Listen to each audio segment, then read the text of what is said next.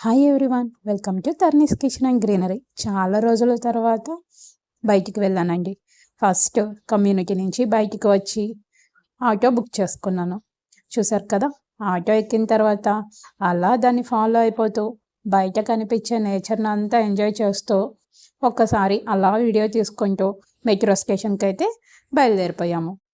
రోడ్డుకి ఇటువైపు చూసిన ఈ ఎర్రపూల చెట్లే కనిపిస్తున్నాయండి. చిన్నప్పుడు వీటిని మేము కోడిపుంజుల చెట్టు అనేవాళ్ళం. మీరేమనేవాళ్ళో కామెంట్ చేయండి. ఆకుల కన్నా పువ్వులే ఎక్కువ ఉన్నాయి. అలా చూస్తూ ఉండగానే స్టేషన్కి అయితే రీచ్ అయిపోయాము. ఎస్కలేటర్ ఎక్కేసామండి. ఇది ఎక్కిన ప్రతిసారి భలే థ్రిల్లింగ్గా అనిపిస్తుంది. ట్రైన్ కోసం వెయిట్ చేస్తుంటే అది 2 minutesలో రానే వచ్చేసింది.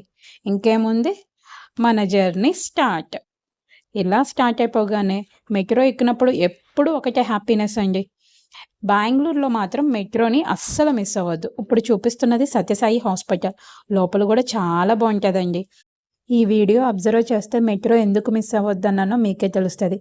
ఫ్లవర్స్ చూసారు కదా అండి, మనకి మెట్రోకి అటువైపు ఇటువైపు ఈ ఫ్లవర్స్ కంపల్సరీ కనిపిస్తాయి. కానీ ఎంత బాగుంటాయి అంటే చూడటానికి మనం వాటి మీద వెళ్తున్నట్టే అనిపిస్తుంది. సైడ్ అని మాత్రం అనిపించదు. చూసారు కదా, ఎక్కడ ఆకులు లేకుండా చక్కగా మొత్తం పువ్వులతో నిండిపోయి ఎంత ఎంజాయ్ చేస్తానంటే నేను మాత్రం కేవలం మెట్రో ప్రిఫర్ చేసేది ఈ ఒక్క రీజన్ కోసమేనండి. చుట్టూ సూపర్గా ఉంటుంది.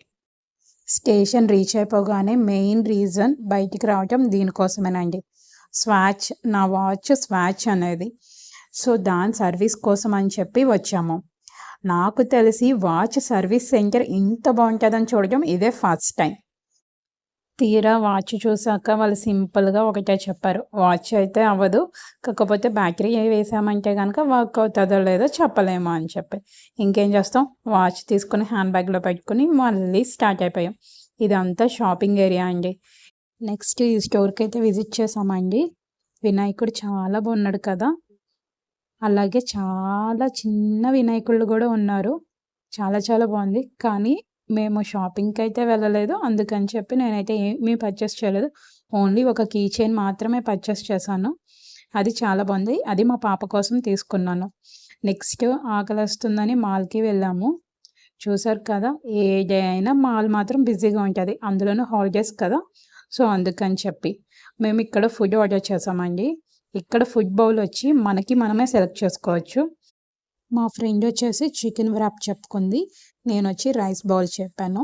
ఇప్పుడు తన వ్రాపే ప్రిపేర్ చేస్తున్నారు. నెక్స్ట్ రైస్ బౌల్ ఎలా ప్రిపేర్ చేస్తారో చూపిస్తాను. ఈ రైస్ బౌల్ ట్రై చేయడం నాకు కూడా ఫస్ట్ టైం అండి. కాకపోతే నేను వ్రాప్ వద్దన్నానని చెప్పి తను రైస్ ఇలా ట్రై చేయమంది. సో నాకు ఫస్ట్ ఎక్స్పీరియన్స్ ఎలా ఉంటుందో చూడాలి. ముందుగా రైస్ తీసుకున్నారు, తర్వాత దానిలోకి ఏవేవో వేసేసారు.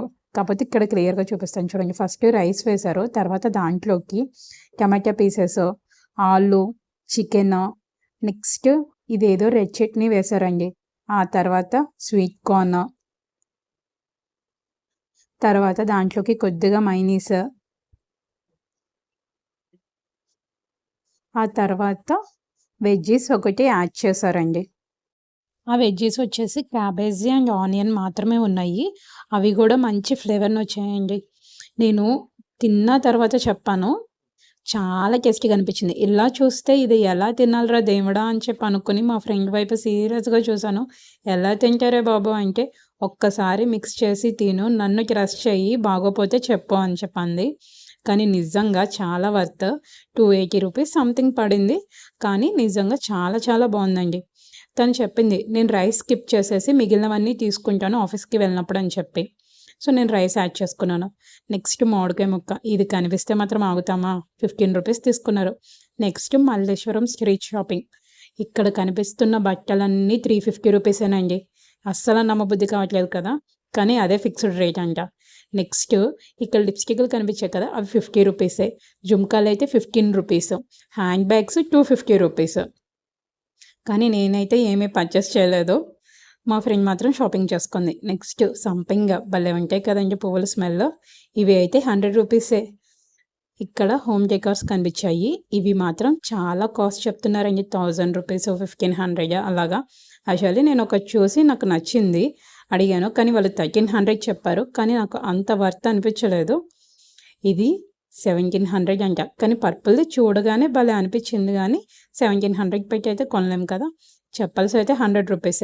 నెక్స్ట్ ఈ స్టోర్కి వచ్చామండి. ఇక్కడ ఏంటంటే కాఫీ బీన్స్ మన కళ్ళ ముందే ఆడి కాఫీ పౌడర్ అనేది మనకి ఇస్తారు. నిజంగా షాప్ మొత్తం కాఫీ స్మెల్ అండి. 1 కేజీ తీసుకున్నాము. నెక్స్ట్ దీనికోసం తీసుకొచ్చిందండి. ఇక్కడ మ్యాంగో జ్యూస్ సూపర్ ఉంటుంది అని చెప్పి.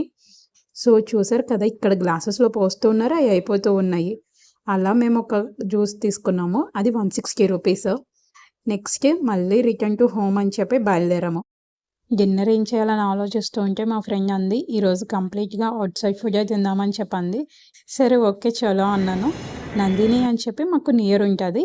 స్టార్ట్ చేసి 1 మంత్ అయింది, బట్ ఎప్పుడూ ట్రై చేయలేదు. ఈరోజు ఫస్ట్ టైం వెళ్ళాము ఇద్దరము.